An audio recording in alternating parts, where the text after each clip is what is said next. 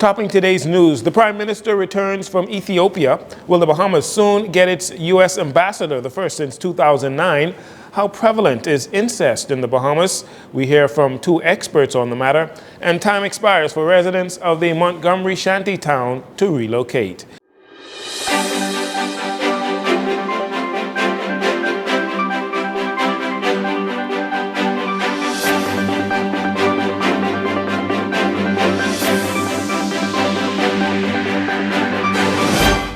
This is your JCN Evening News. I'm Jarino Saunders. Thank you so much for joining us. Prime Minister Philip Davis is expected to return home today after a week-long trip to Ethiopia, where he attended the second Africa CARICOM Summit and the Africa Climate Summit. The gathering reflects the shared commitment of both regions to deepen cooperation through closer political, economic, and cultural ties. The summit brought together leaders from Africa and the Caribbean alongside key global financial leaders. Deputy Prime Minister Chester Cooper served as the acting Prime Minister while Mr. Davis was out of country. Well, U.S. President Donald Trump's nominee as ambassador to the Bahamas, Herschel Walker, will face scrutiny by the U.S. Foreign Relations Committee on Thursday. The former U.S. football great from Georgia and a businessman was named shortly after President Trump won the U.S. election. The last time the Bahamas had a U.S. ambassador was 2009 to 2011, when Nicole Levant was assigned by the Obama administration. Currently, the highest U.S. ranking official in the country is U.S. Charge d'Affaires Kimberly Furnish. On Monday, a 58-year-old father who molested his daughter beginning in 2016 when she was only 10 years old, and it continued until she was 12 years old, he has been sentenced to 15 years in prison following a plea deal. Incest is a disturbing issue and a growing cause for concern in Bahamian society. Dr. Michaela Bethel Stewart, herself a victim, says the problem is not just confined to any one island, but is happening nationwide. It doesn't care. It doesn't matter. It's happening. It doesn't matter if it's prevalent in the Family Island, prevalent in Nassau. I grew up in Nassau. So me and a sister coming from a family of 9, that's 2 out of 9. So you divide that, and that's only what you know about.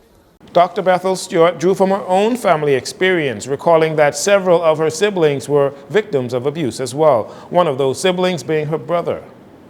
And I suspect that I had a brother that was also a victim, just based on traits and different things and different behaviors that started showing as he was going into his teenage years, and even adulthood. Because, being a victim, even though you move or leave the situation, the trauma follows you.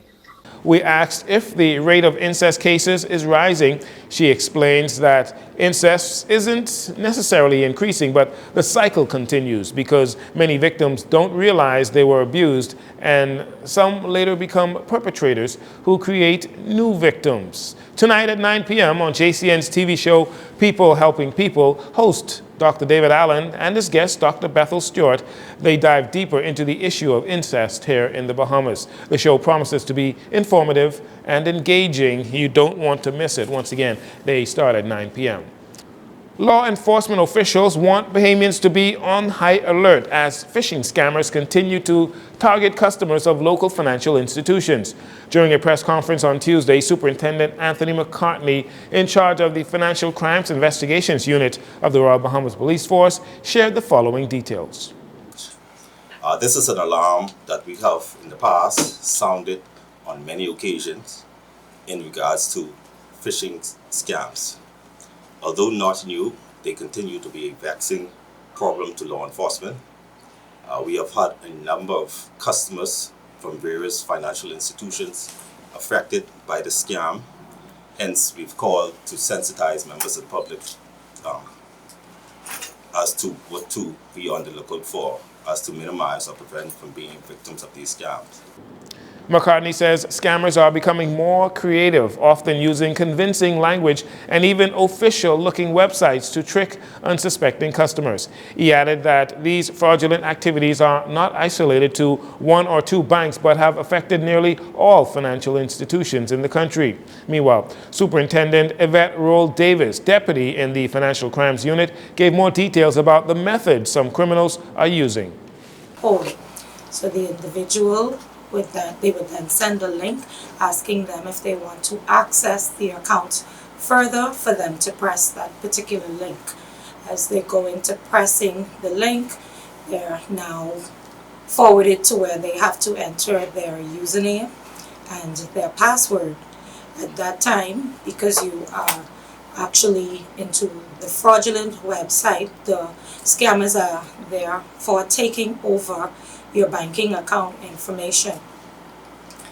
Most banking institutions would send you a verification code.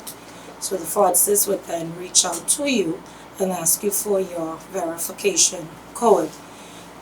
As you are speaking with them, and most persons we see in the amount of crimes that were being reported, they, believing that the fraudsters were genuine, would then send their banking, the information code to the fraudsters, and afterwards they would then be locked out of their accounts. They are also reminding the public that anyone who knowingly assists scammers by allowing your personal bank accounts to be used could face serious legal consequences. A number of arrests have been made, and in some cases, funds actually recovered. And finally, in this segment, last week, the Unregulated Communities Task Force in the Ministry of Works issued 28-day notices on at least 80 structures that was on the island of Andros, near the Hasties Farm area in San Andros, located in northern Andros. Well, on Tuesday, September 9th, the 28-day notices expired for over 60 illegal structures here in the capital in Montgomery Shanty Town. That's located off Cowpen Road, spreading north towards Flamingo Gardens. Although the timeline has expired, demolition will not begin until Tuesday, September 16th, giving residents an additional week to relocate. It is believed that over 200 people, including a number of Bahamians, call the unregulated community of Montgomery their homes. We'll take a break here. We'll be right back following these commercials.